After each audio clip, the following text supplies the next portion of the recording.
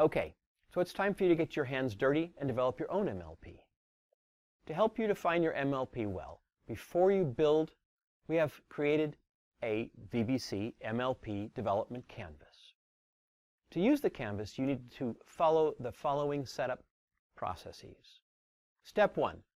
Write down the key features of the ideal product you have envisioned for your customer. By now, you should have plenty of good ideas about what your customers love and want from your customer interactions and questions you've been asking.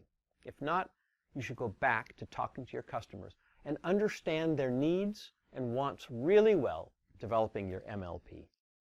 Step 2, briefly describe the persona of your target market. And then step 3, break down the core offerings, experience, in terms of functionality and usability, reliability, and emotional design by answering the following set of questions. What functions will the customer be able to perform? How easy will it be for that product to be used? How will you ensure the usability? How reliable will the product be? How will you avoid failure and errors in handling that edge case? How will the product satisfy the customer's emotional needs? Now, step 4. Think of the fastest and cheapest way to create an MLP that delivers a cross-section of the above experiences. Write down its key features. Step 5. Briefly describe the persona of your early adopters or tribe fit that will fall in love with your MLP and evangelize your product. 6. Break it down in terms of functionality, usability, reliability, and emotional design by answering the following questions. What minimum functions will solve the customer's core need? How will you ensure ease of use, similar to your vision? How will you ensure reliability, similar to your vision? How will you make your MLP lovable? To ensure that you're building the right MLP, ask the following 3 questions when building your MLP. Will my customers love it enough to buy it? Will they come back for more? Will they proudly tell their friends and network about it? As we discussed before, an MLP follows the build, measure, learn, and iterate process, which helps in getting to the ideal product with your customer faster. Once you're done with building your MLP, you need to test it in a wider group of customers to measure its effectiveness and learn how big the market is. To help you do that, Venture Basecamp has created the Venture Basecamp MLP Testing Canvas. We'll show it to you in just a second, but now here are the ideas of how to use it.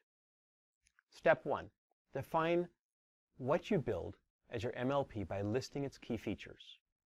2, detail how you'll do the test by answering the following questions. How long will the test be for the MLP? Who is your target audience?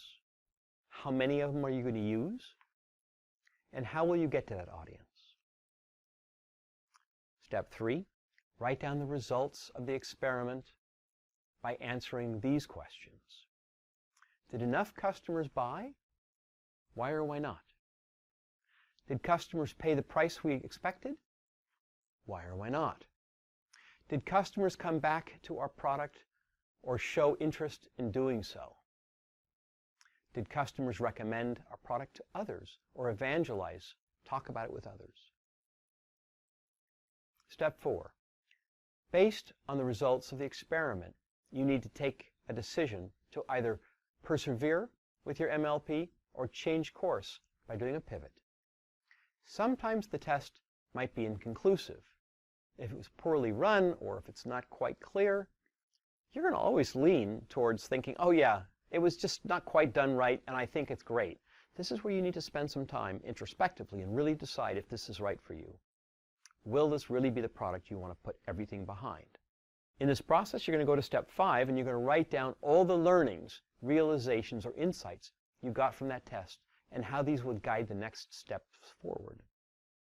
Step 6, Write down actionable next steps that you want to take as a result of all the learnings you've had from the MLP test. Here we've created a sample MLP testing canvas using Tesla's example to help you understand how to use the canvas.